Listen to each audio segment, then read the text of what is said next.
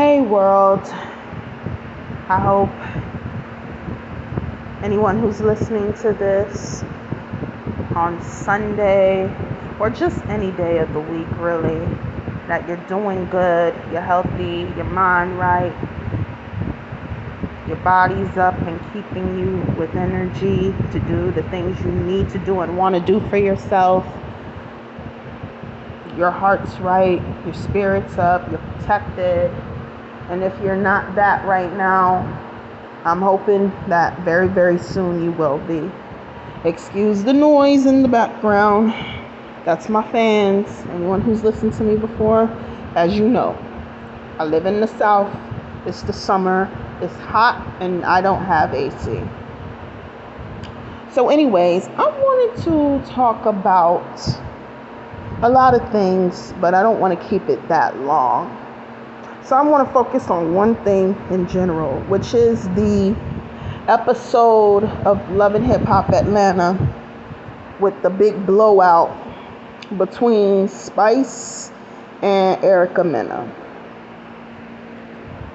I wanted to talk about it because seeing all of these people who are saying, well, when you speak on someone's kids, all bets are off.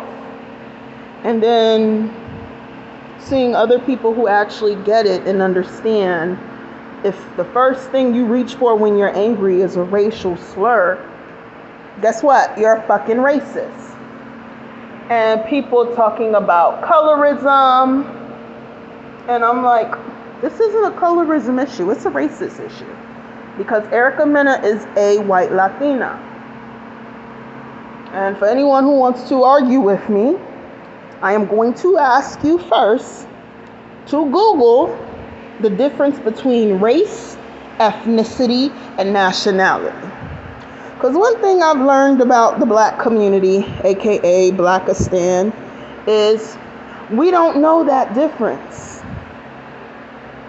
We don't know that difference because we allowed the white man to tell us what black should be. And in our self-hatred, we agreed. Now,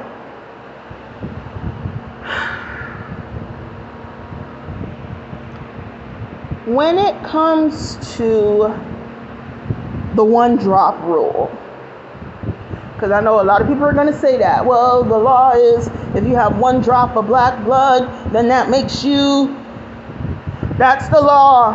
Yeah. You know what else was the law?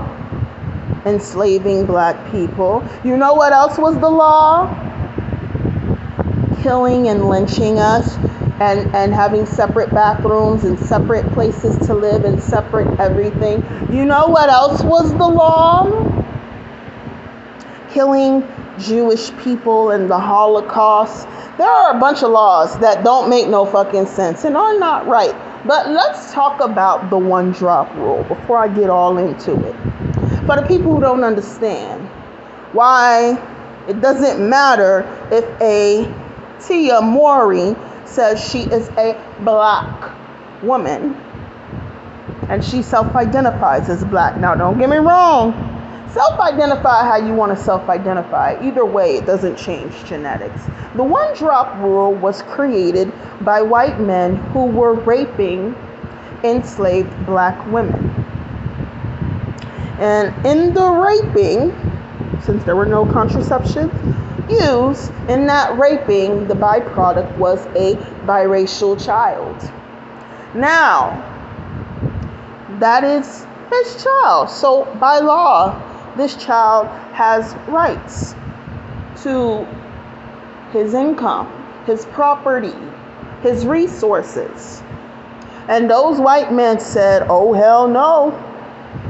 So they created that rule to further see to it that not only are those children that were byproducts of rape had no claims to his assets, but on top of that, those very children are still going to be his enslaved property. It helped see to it that white people could further remove themselves and gatekeep their whiteness, and also see to it that no one had claims to their assets, ever.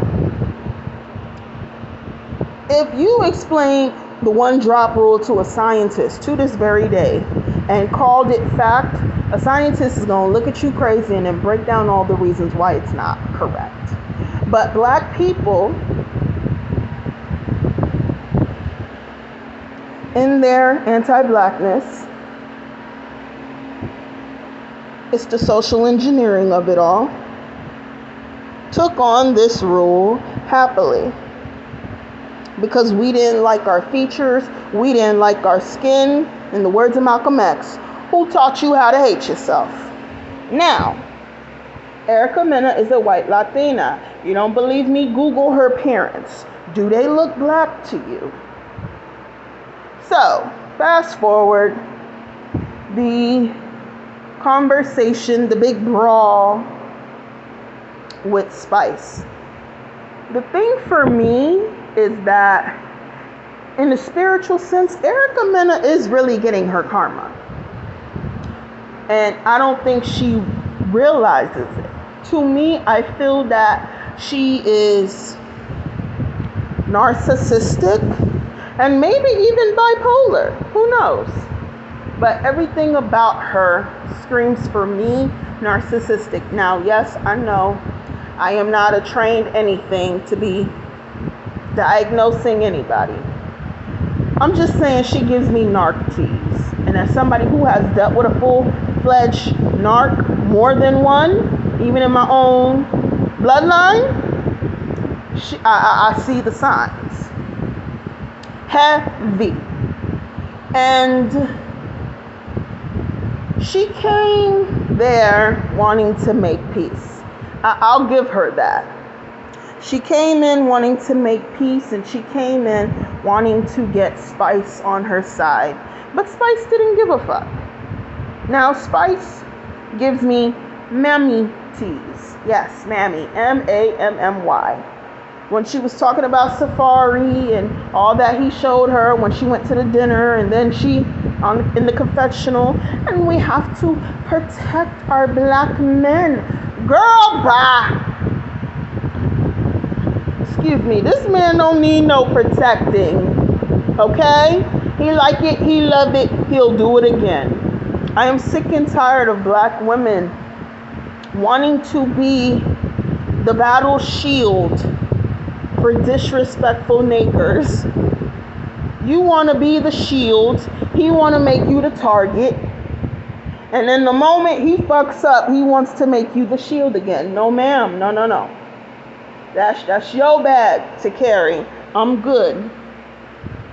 So with him showing her all these things, she decided she was going to side with Safari.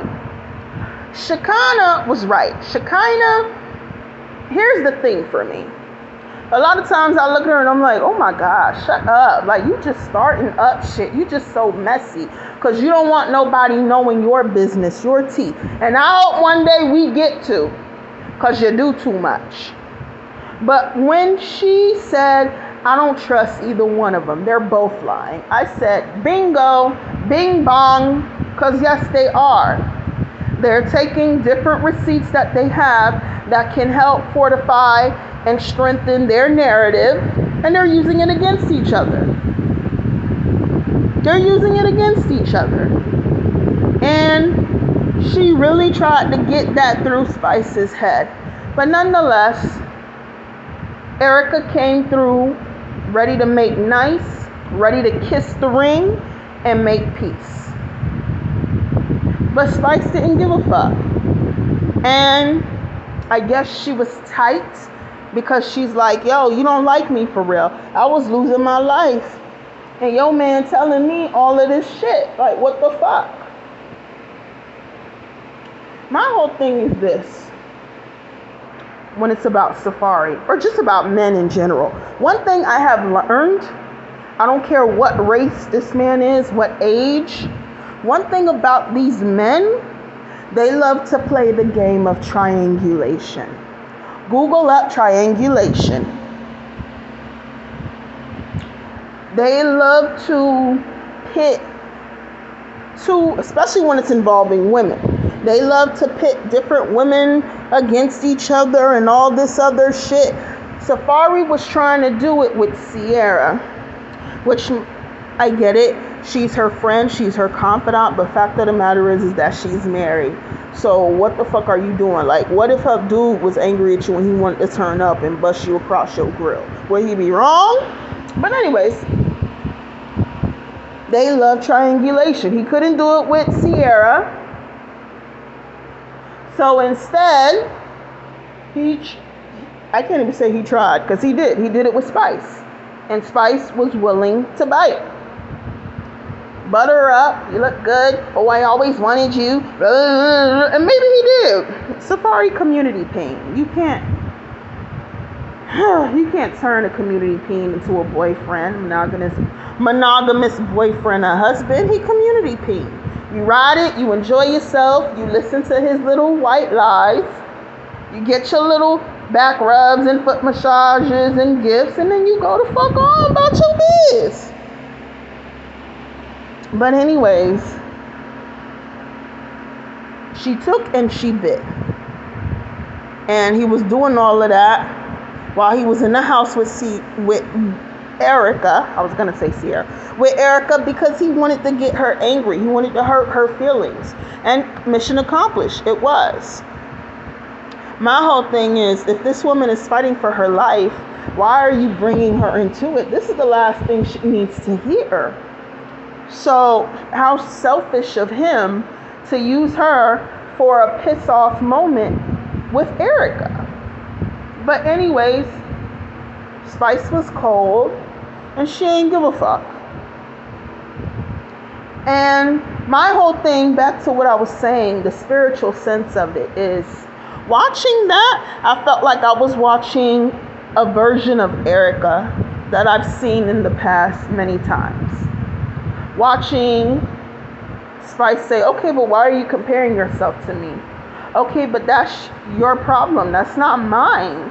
Okay, but what he does to you, if he doesn't care about you, doesn't mean that you should be mad that he cares about me. Like, it was just very much.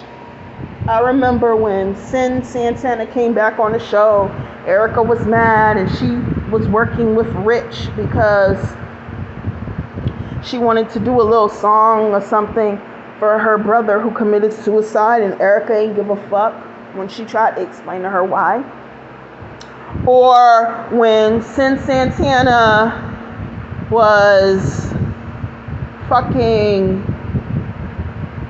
going through what she was going through with her baby daddy Joe Budden, and Erica was purposely trying to hook Joe Budden back up with Tahiri. And I remember she had that sit down with her, and she's like, you don't understand how out of line this is, how much this hurts me. And she was, oh no, I'm not thinking about you. I'm living my life and I'm just enjoying my, like, the coldness, the willful ignorance. This is what she has done many a times over.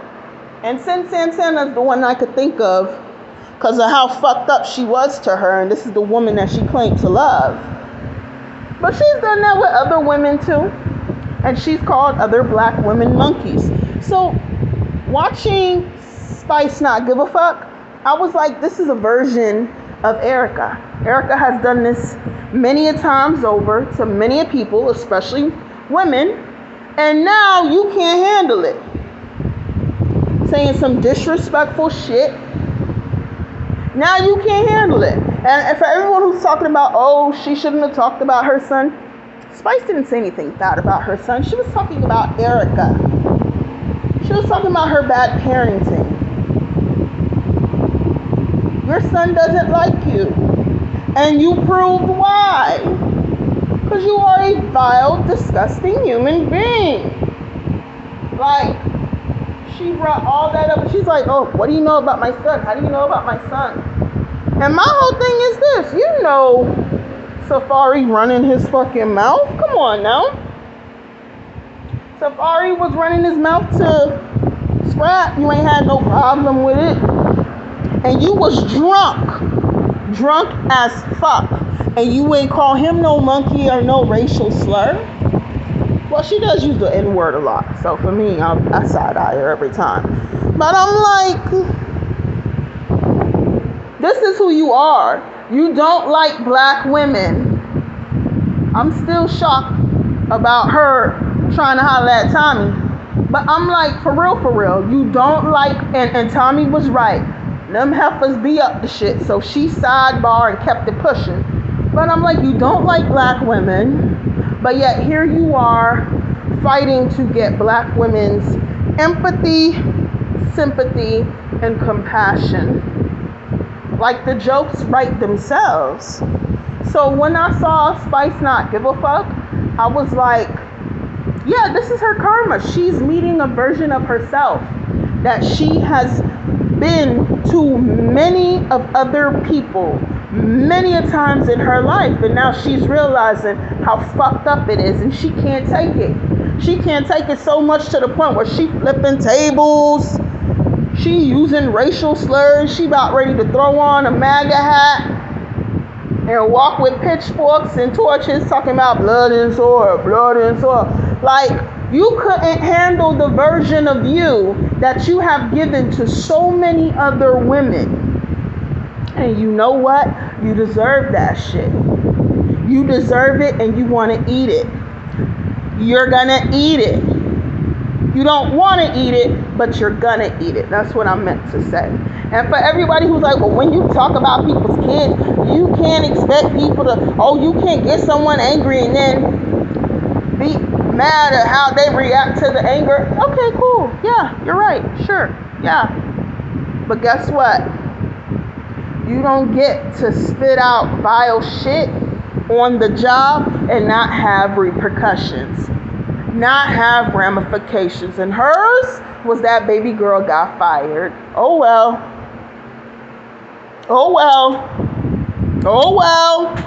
Such is life.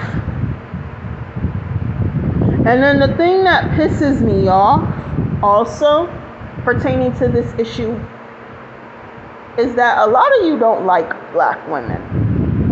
Like, for real. A lot of you, the world don't like women in general. They don't like women, they don't like girls. And then when you add anything and everything that is further away from the standard of a white woman who's cisgendered, pretty, not overweight, then feminine presenting, then anything that goes away from that very vessel of a standard, y'all hate them even more. You all hate them even more. You know, heterosexual, you hate them even more. And this world at large is already anti-black. And then this world at large is already anti-woman and anti-feminine.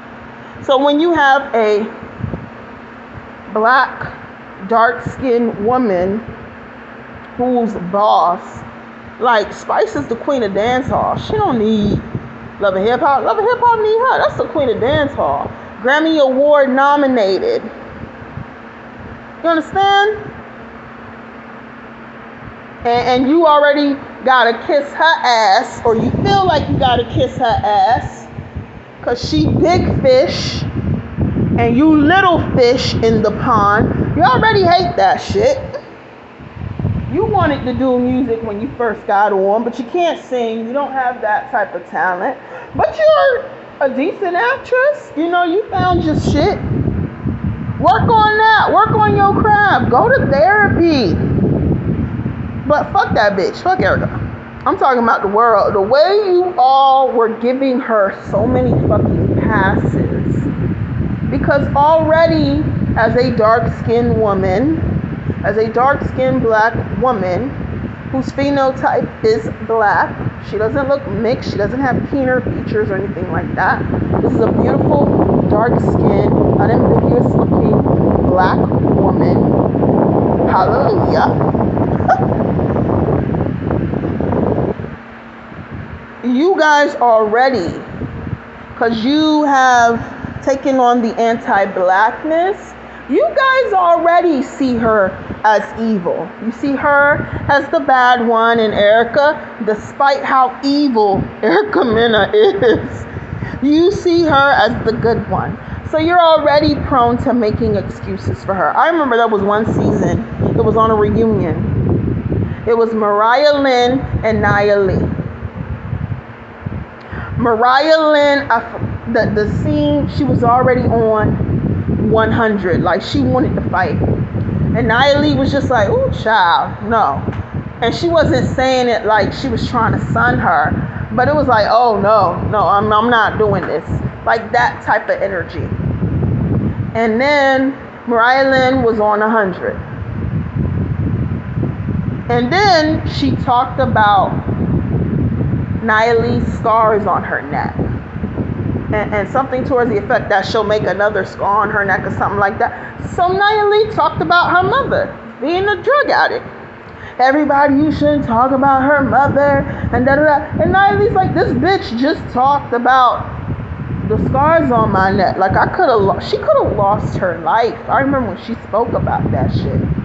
She could have lost her life. And the way people were automatically ready to side with Mariah Lynn. This world is so anti-black.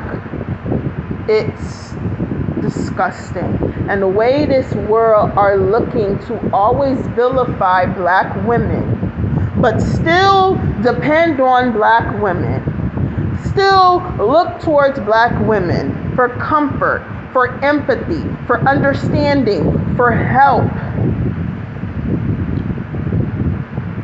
From me and to every black woman that gets it, fuck you bitches. And that's all I got to say. Y'all be easy, y'all be blessed, and I hope you listen and took every word to understand and not just react.